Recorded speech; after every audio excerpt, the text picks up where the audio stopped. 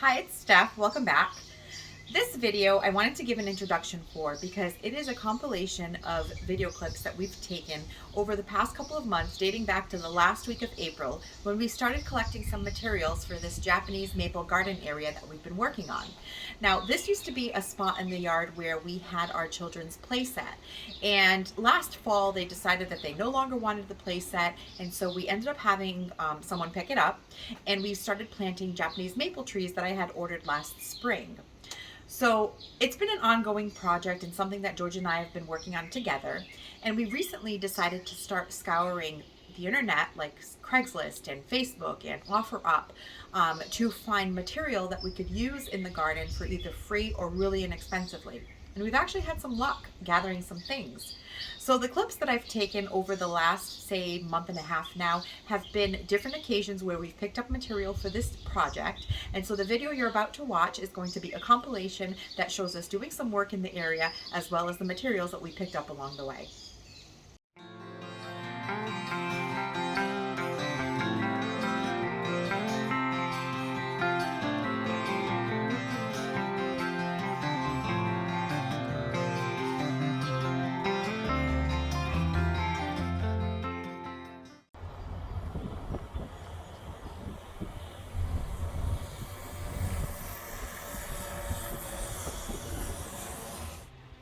Well, by the time we got here, it looks like most of the cobblestone was taken. So we did look around. We were able to find some good flagstone pieces that might work really nicely as stepping stones for the path in our garden.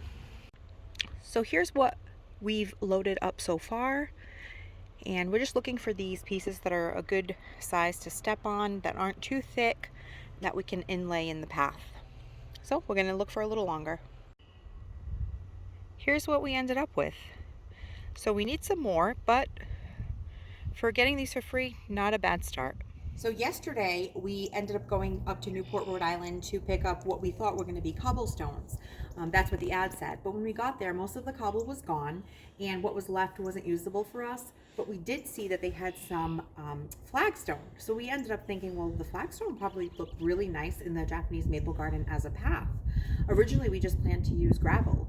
So then we decided we'd pick those up.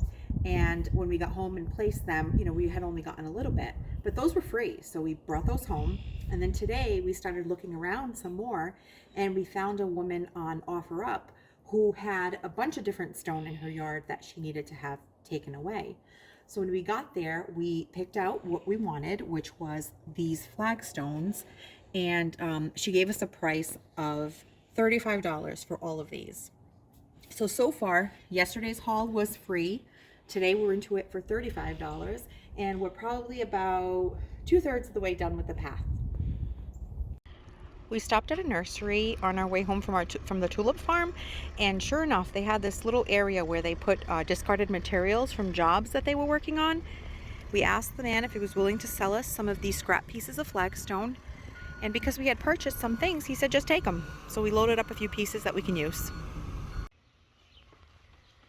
It's been a few weeks since we picked up some stones, but we found some more today on OfferUp. These were $2 a stone, and we got 15 stones for our pathway.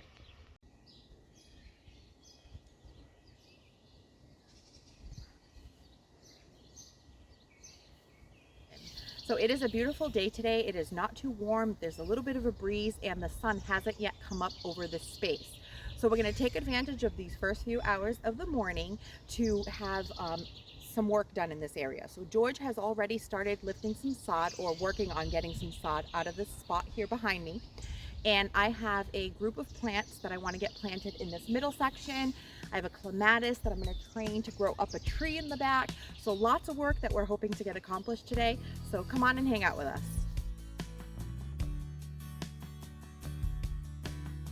I know I've shown this before, but for taking out sod only and trying to keep as much of your loom as possible, you just use like a flat shovel and dig underneath, essentially like scraping the layer of grass out as finely as you can, and that way you can recycle the sod if you need to patch other areas up in the yard. And you're not losing dirt.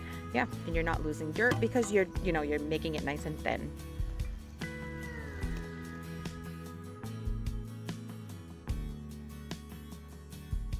first thing I'm going to work on planting today is this clematis. It's new to me. I just bought it yesterday at Lowe's. It is called a Lewis Rowe, and it's a really pretty, like lavender, almost has a white cast to it, double petaled. So I think it'll be really pretty. So my goal is to plant it at the base of this tree and train it to grow up to have a lot of poison ivy on it that George has since eradicated for us.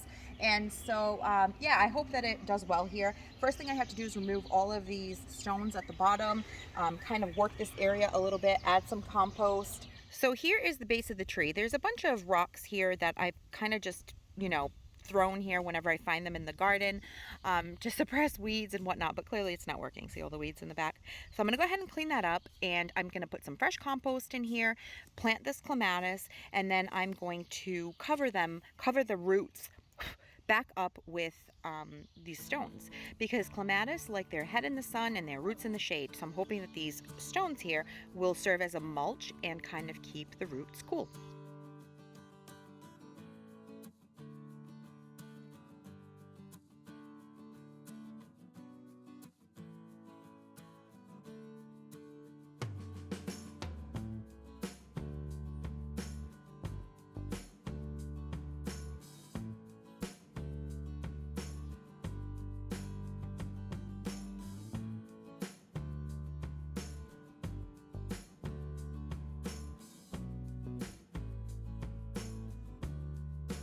Removing those rocks gave me a nice deep hole to get the clematis planted, and this is where the poison ivy vine, where George severed it, and he had to put something in there, some kind of liquid that would kill the poison ivy.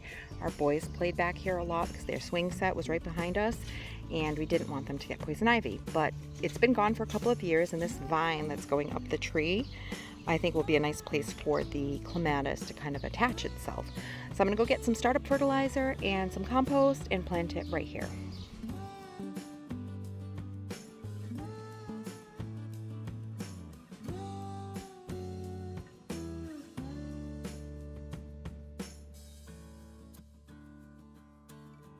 Just gonna put an electrical staple to keep this little trellis on the tree for now, nice and straight, and then I'm just hoping that eventually it will attach itself to the tree and it won't need any trellising. But if it does, I think that's fine. Does it look more or less? It's just so that the wind doesn't blow it over. That looks fine.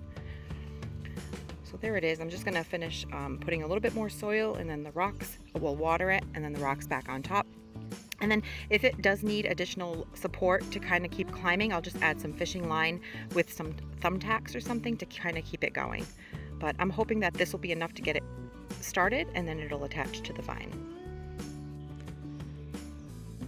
So over here we have a section of grass that is dead. I think I probably was using a chemical on something for one of my projects and I burnt the grass. So the grass that I removed from the Japanese maple garden down there, I'm going to use some of those pieces and I'm going to patch this up. Alright, I just removed all the dead grass. Now just need to drop in all of the other grass that I'm transplanting. Alright, so I've transplanted grass and it doesn't look too bad. Give it a couple of weeks and it'll blend right in. Next up for today's planting is going to be this Coster's False Cypress Costeri. This is another really cool find that I found at Home Depot. It's a small scale shrub in the 36 to 48 inch spacing range, and so I think that this will work really well in this area as a conifer and to add evergreen interest. So right here in this spot, which is going to be, you know, on the border of our walkway, I'm going to throw this shrub here so that we have a green conifer. And right here to the left, I have this yellow one, which is also a dwarf-ish variety. I say dwarf-ish because you really never know. Evergreens will continue to grow, just some have a slower growth rate than others. And this one says it needs 48 inch spacing. So I have this Hinoki Cypress pygmea over in this corner, and then I'll have this green one, and then I have another yellow one there, and right behind me is a weeping blue spruce.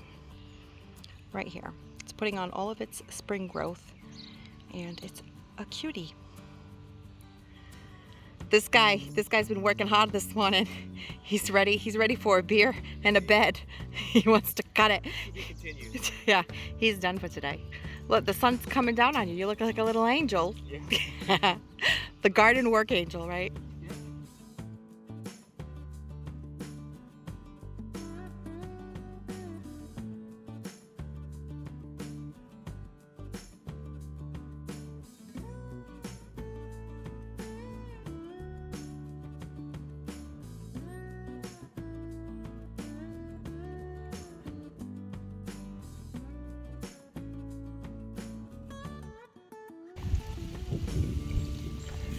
It was really fresh. I took a few times of putting water on it. This guy's planted, so that's good. Looks really cute in this spot, I think. Just gave him some water. It's getting really hot in this area now, so we're gonna take a break. We're gonna have lunch, and maybe we'll put in another session later before the sun goes down, so that we can leave this in a good spot for the week. But George did a great job working on removing some of the weeds that had accumulated on this path, some more turf that he lifted. We're going to keep working on the path. It's going to end up coming this way to the stairs as well as this way into the yard. We have to get some more stones. And so, yeah, that's where we're at with this for now.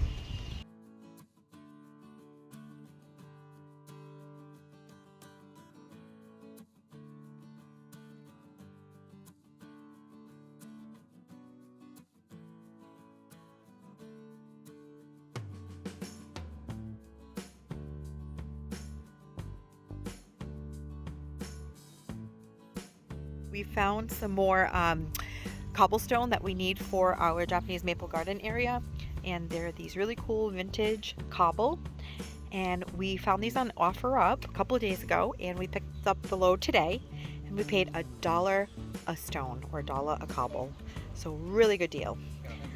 Yep, we got 109 all together. So yeah, for $100 actually. So we ended up getting, the man had a couple left, so he threw them in. So we ended up paying 100 for 109 pieces. So good deals to be had if you're patient and you have time to wait and look around. I wasn't exactly dressed to do yard work, so my root apron came in handy.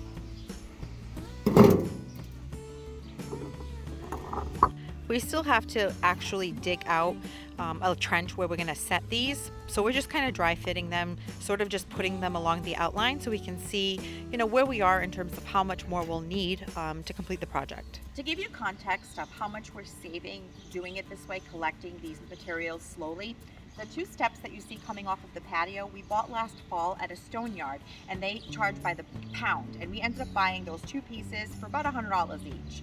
So that was $200 for 2 steps.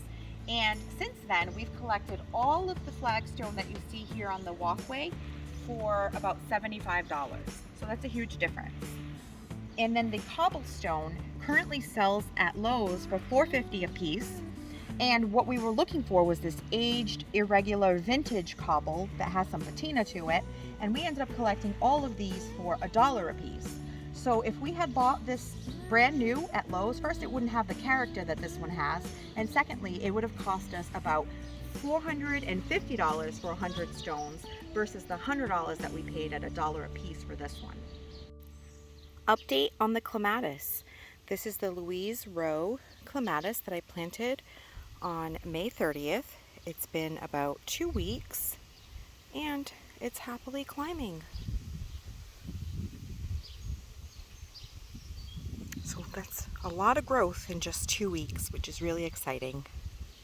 The 109 cobbles that we ended up picking up yesterday ended up outlining this entire bed and the edges of our walkway. We do still need more. We're about halfway there in terms of cobblestone for the outline. So we're going to continue to look for material and do it the way we've been doing it, which is, you know, through Craigslist, Facebook Marketplace, OfferUp, and try to spend as little as possible on this project. I'm going to create a playlist. Originally I was going to save all of this footage and do one video, but I feel like it would be too long, and so that it's easier for us for editing and for record keeping, we're just going to break it down. This is going to be for the pathway that we're working on, or the walkway, and I will make a playlist that will include all of the videos for the Japanese maple garden project. Thanks for watching, and I'll catch you on the next one.